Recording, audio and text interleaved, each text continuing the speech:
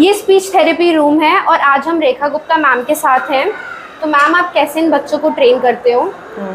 बच्चे जब शुरुआत में पेरेंट्स लेकर के आते हैं बच्चों को अपने साथ में, तो सबसे पहले हम लोग इनका असेसमेंट करते हैं। असेसमेंट करने के बाद में देखते हैं कि हर बच्चे की अलग अलग समस्या होती है। कोई बच्चा सुनता नहीं है तो इस वजह से भी नहीं बोल इस कारण भी नहीं बोलते हैं बच्चे। कुछ बच्चे ऑटिस्टिक होते हैं, कुछ इंटेलेक्चुअल डिसेबिलिटी वाले बच्चे होते हैं। हर बच्चे को हमको असेसमेंट करके पता करना होता है कि इन बच्चों की प्रॉब्लम क्या है।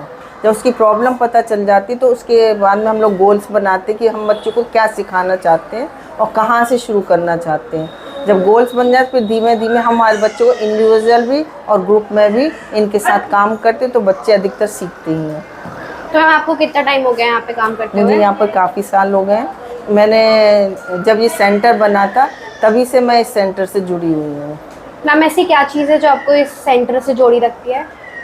ये जो हमारे बच्चे हैं इन्हीं की वजह से, क्योंकि जब मैं यहाँ सेंटर में आई थी मुझे इन बच्चों के बारे में कुछ भी नहीं पता था। धीमे धीमे मैंने इन बच्चों के साथ काम किया और जब बच्चों के साथ काम किया तो पता चला कि इन बच्चों को पढ़ाने के लिए भी एक विधि होती है। फिर मैंने जा कर के इन बच्चों के लिए सीखा।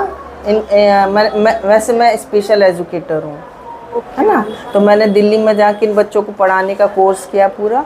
फिर उसके बाद से फिर इस सेंटर से हम जुड़े हैं। जैसे कि मैम, आपने बताया कि आपको इस सेंटर में काफ़ी टाइम हो गया, तो आपने बहुत सारे बच्चों को ट्रेन किया होगा, तो कोई ऐसा स्पेशल स्टूडेंट जिसके बारे में आप बताना चाहेंगे? ऐसे बच्चे तो काफ़ी, क्योंकि मेरे पढ़ाए हुए बच्चे अधिकतर बड़े भी हो, कुछ बच्चे तो जॉब भी कर रहे हैं। लेकिन अभी एक छोटा सा ही बच्चा था, क्योंकि अभी इस समय मैं स्पीच पे काम कर रही हूँ। तो एक बच्चा आया था 2 साल पहले, बिल्कुल भी नहीं बोलता था। लेकिन अब जो 2 साल बाद और 1 साल तक उस बच्चे ने कुछ बोला ही नहीं, तो मुझे खुद लगता था कि शायद ये बच्चा नहीं बोल पाए। लेकिन 2 साल के बाद उसमें इतना अच्छा इम्प्रूवमेंट हुआ कि अब वो बहुत अच्छा बोलने लगा, सेंटेंस भी बनाने लगा है। मैम, सबसे ज़्यादा चैलेंज आपको, परेशानी कुछ ऐसी फेस करनी पड़ती है क्या इन बच्चों के?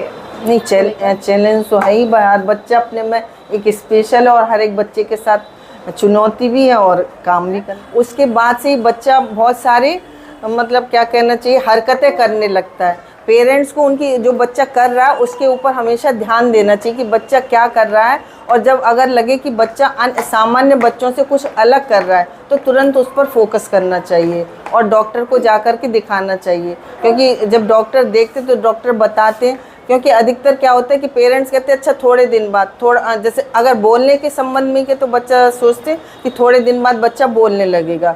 4 साल का 5 साल तक का वो इंतज़ार करने लगते हैं। वो नहीं करना, डॉक्टर को तुरंत, अगर जितना जल्दी हम पेरेंट्स डॉक्टर के पास जाएंगे और जैसे डॉक्टर ने गाइडेंस दी है उस हिसाब से अगर बच्चे का ट्रीटमेंट करेंगे तो बच्चे में इम्प्रूवमेंट होना ही है। और जितना हम लोग डिले करते जाते बच्चे में सीखने की क्षमता उतनी कम होती जाती है।